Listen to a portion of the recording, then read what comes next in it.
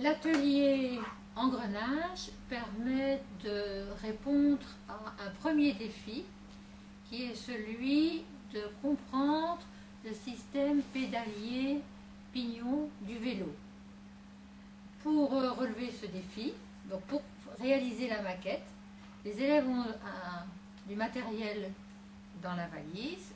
Le matériel est le suivant: une petite plaque avec des trous, une série de cadres rectangulaires aussi munis de trous d'une certaine taille, 4 cadres relativement petits et puis un autre un peu plus grand,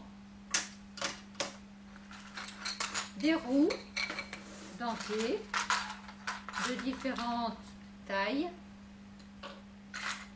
et avec des dents de formes différentes,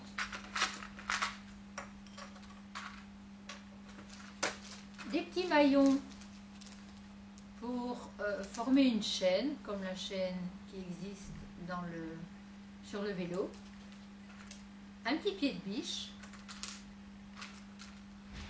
des axes, une petite manivelle et le système de fixation dont on expliquera l'utilité par la suite.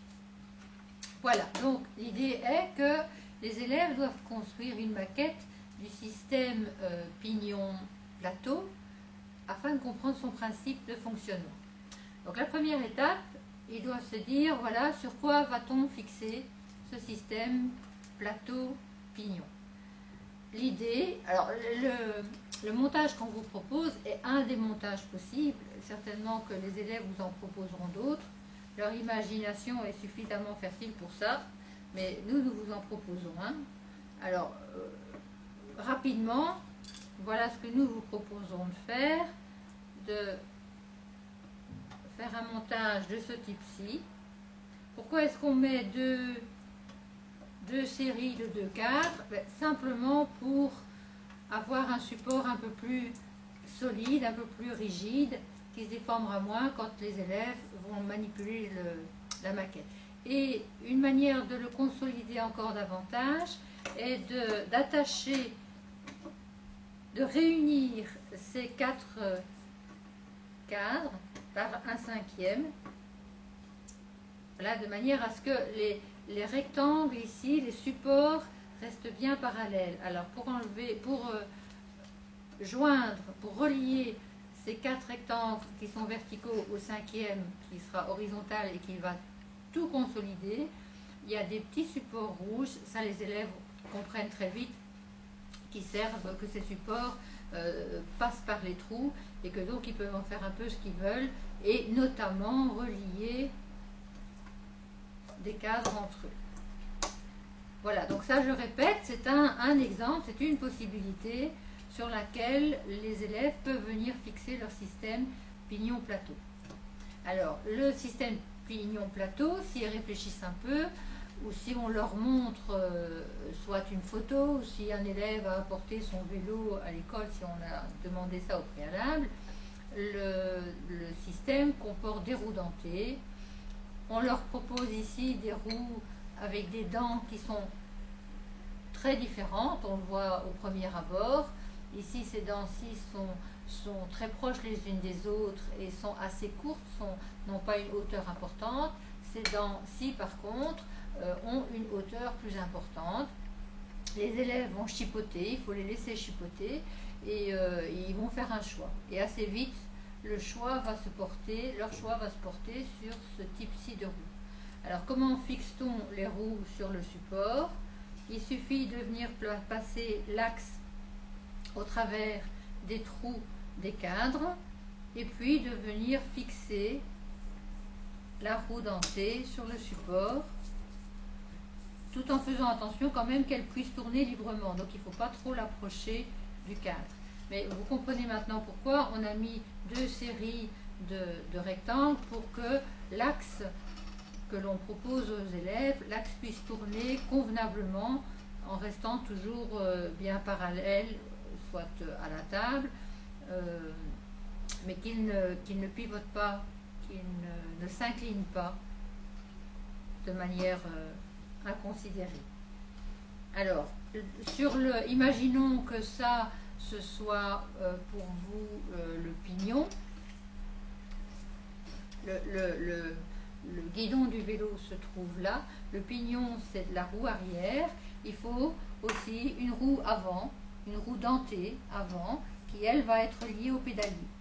Différentes combinaisons sont possibles. Les élèves vont devoir tâtonner, mais ce qu'on vous propose ici, pour ne pas perdre trop de temps quand même, c'est la combinaison finale qui, si on observe le système sur le vélo, propose de combiner une grande roue avec une petite. Donc à chaque fois on alterne une grande roue et une petite, donc ça veut dire que l'autre combinaison extrême serait de mettre une grande roue ici et une petite, et puis comme il y a des roues intermédiaires, on se dit pourquoi aussi ne pas coupler les roues de même taille et voir ce que ça donne. Donc voilà aussi une combinaison possible, roue moyenne et roue moyenne sur le plateau, roue moyenne sur le pignon. Et puis enfin, la dernière combinaison, mettre la grande roue ici sur le plateau et la petite roue sur le pignon. Alors il reste bien sûr à relier les roues. On voit que si ici on tourne sur le plateau qui est relié au pédalier, quand on tourne, on n'entraîne absolument pas les roues dentées du pignon arrière.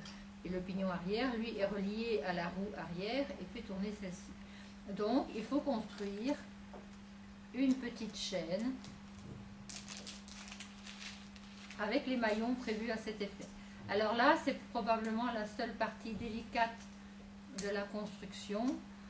Les élèves vont associer les maillons les uns avec les autres de manière à construire leur chaîne. Là, il faut leur dire d'être délicat et de manipuler le matériel avec précaution parce que ces maillons sont quand même un peu sensibles. Bon, je vous épargne la construction de toute la chaîne. Voilà, on en a une ici en réserve qui est jaune. Et il suffit à ce moment-là de venir la placer sur deux roues, sur une combinaison et voir ce qui se passe. Alors, on a dit que quand les élèves découvrent leur matériel, ils ont une petite manivelle. Cette petite manivelle, ils peuvent venir la placer dans un trou de la roue dentée. Et dans ce cas-ci, elle va matérialiser les pédales du vélo et tourner la roue la plus grande, la roue du plateau, et la tourner. Alors ils peuvent faire plusieurs observations, ils peuvent compter le nombre de tours que font chaque roue. Donc s'il prend un point de repère, par exemple la manivelle au-dessus, et qui tourne la grande roue avec la manivelle sur un tour, l'élève peut compter le nombre de tours que va faire la petite roue. La petite roue ici, je pense, va faire 3 tours, pendant que la grande roue fait un tour. Ils peuvent aussi compter le nombre de dents. Ils verront qu'il y a un facteur 3 entre le nombre de dents de la grande roue et le nombre de dents de la petite roue. Et ils peuvent aussi constater que les roues tournent dans le même sens. La roue ici tourne de la gauche vers la droite, tourne dans le sens des aiguilles d'une montre. La petite roue ici tourne dans le même sens. Maintenant, une fois qu'ils ont étudié cette combinaison-là, ils peuvent en étudier une autre et étudier soit les deux roues de même taille, il suffit pour ça de déplacer la chaîne, soit d'étudier la dernière possibilité, petite roue sur le plateau, grande roue sur le pignon. Et là, voir aussi s'il y a une différence au niveau du nombre de tours, s'il y a une différence pour le sens de rotation. Mais s'ils sont, entre autres, bien attentifs, ils verront que la rotation des roues ne se fait pas de la même façon, ce qui explique que sur le vélo, quand on roule sur une route en pente, ou si on roule sur un plat, et bien sur un terrain plat, eh bien on ne va pas utiliser la même combinaison au niveau des roues plateau-pignon.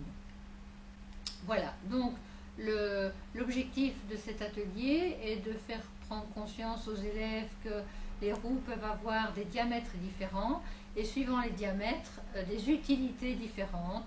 Cette configuration-ci correspond à un petit plateau sur le pédalier et un grand plateau sur le pignon arrière. Ça correspond à la situation je monte une rue ou une route en pente. La configuration différente, grand plateau et petit pignon, correspond à la situation je roule sur une route qui est plate et j'ai un peu plus de mal à faire tourner mon pédalier, mais j'avance vite, j'avance bien. Pourquoi? Parce que la petite roue qui est sur le pignon et qui est reliée à la roue arrière, elle va tourner beaucoup plus vite et donc produire un déplacement plus rapide sur la roue.